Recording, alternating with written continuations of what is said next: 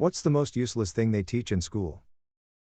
They mostly taught us to ask permission in order to use the bathroom. 40 years I've been asking permission to piss. I can't squeeze a drop without say so. In order to graduate middle school you were required to complete the Cupid Shuffle, Cotton Eye Joe, and electric slide in front of your class. I guess this taught us the concept of pure embarrassment. Like, just by yourself you had to get up in front of the class and dance? We all learned as a class, but for the final test we had to dance all alone on the gym floor while your whole class watched you dance to Cotton Eye Joe being quietly played from a CD player. The entire life of my school founder. The worst of all is that they teach us the same thing all the years. Why would anyone need that?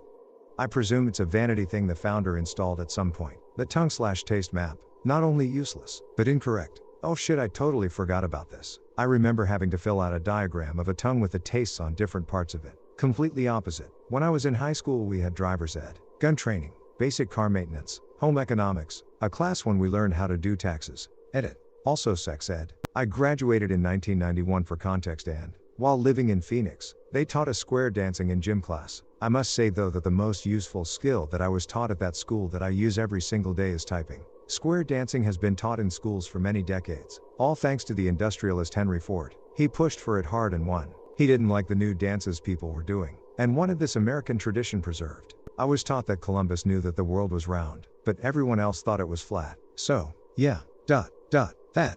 By college I was calling American history the but actually class. I had it in elementary school, middle school, high school, and then in college. Every time I took it, the teacher basically said, I know that you were taught blank in whatever grade, but actually what happened was. Example, elementary school, Lewis and Clark were super brave and the lessons made it seem like it was just the two of them venturing into the unknown west. Middle school, Sacagawea was there, too. High school, actually there were like 30 people on that expedition. Well, I'm old so take my answer in context. How to use an abacus. When I was younger I learned the abacus enough in Asian math school that I was able to do abacus calculations using muscle memory, so essentially an invisible abacus, which allowed me to do double-digit multiplication in my head pretty easily. So pretty helpful if you can do that lol. I knew I should have studied Asian math. They taught competitive cup stacking in my elementary school. Still have no idea why. Edit, this was in central Canada, but clearly it was widespread across a lot of North America. Please stop asking me if I went to your school. I probably didn't.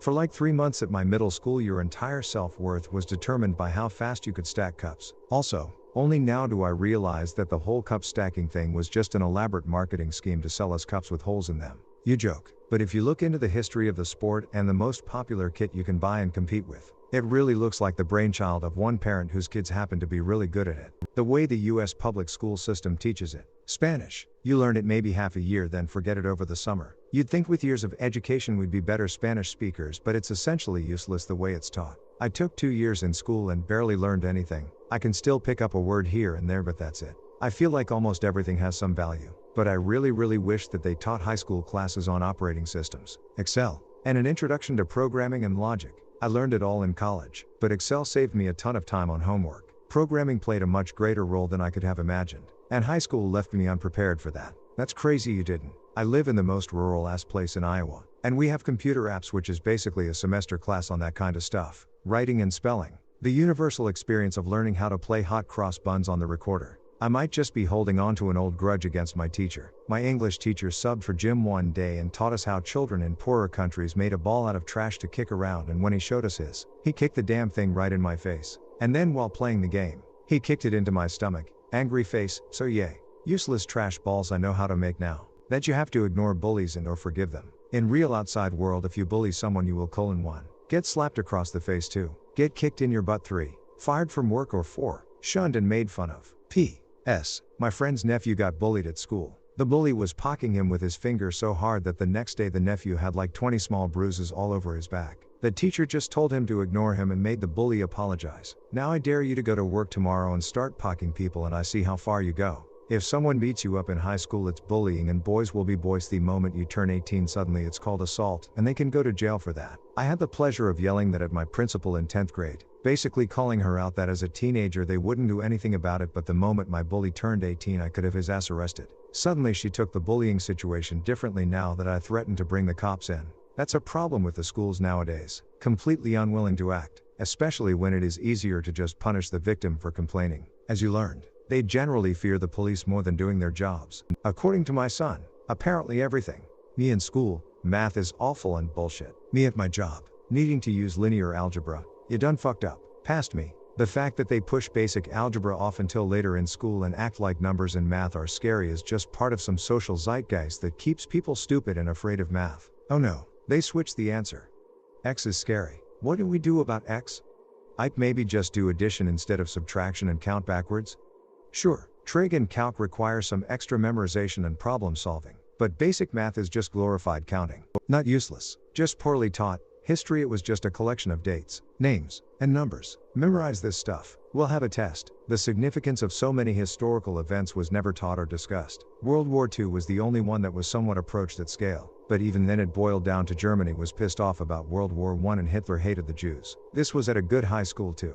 The whole class was in advanced classes, IB/AP. Actually, history was one subject which was taught pretty well in my school. In the UK, it taught deductive reasoning, analytical skills, finding multiple sources to verify historical truth, etc. Pretty useful subject all around really. Sucks that your experience wasn't like this skeptical. I loved history at school. Sadly, of the 2 history teachers in my school I got the one who but was totally wank. He openly bragged in the first lesson how biased he was and said, "I'm not teaching you history. I'm teaching you _my view of history." I thought he was making a point about how history is often open to interpretation, but no. His history lessons were actually just warped political rants, many with a strong anti-Semitic theme. He still works there and I left 17 years ago. Write a sorry letter for defending yourself. Busted a kid's lip for hitting and trying to choke me and got sent straight to the office. Elementary school needs to be renamed to glue eating school. /s. Oof. My father had taught me how to bruise the insides and not the out. Of course it was a small town and everyone knew each other's gossip. I remember Robert had came up to me laughing at my scrawny figure. Then I mentioned how his mother left him and even his first adopted family didn't even want to keep his sorry ass. Of course I had to apologize. And I did feel sorry. But that whole bullshit for just let it happen. That's what's annoying. Agreed.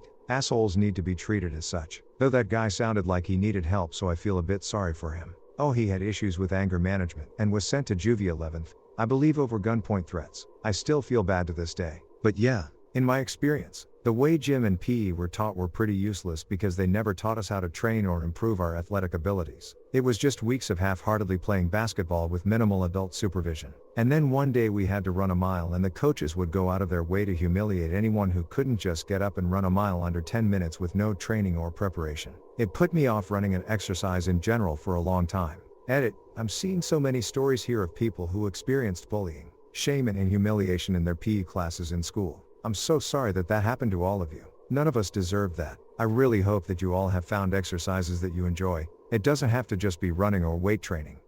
Go on some beautiful hikes, buy a ring fit, take a pole dancing class, whatever makes you feel strong and happy. You deserve it. I grew up in Massachusetts, so maybe this is skewed because of the proximity to early settler and Revolutionary War sites. But every year in history, from like 1st grade to 12th, we learned the same stuff on the early settlers to Revolutionary War. That would be the majority of all history classes. Yes, it's very important history, and I do thoroughly enjoy history, and that time period in particular. But when it's all that's covered and everything else is glossed over, it doesn't feel like we learned as much as we should have. It was also always taught through rose-colored glasses. Curious though, for other people who grew up in the US but not New England, was that the case for you?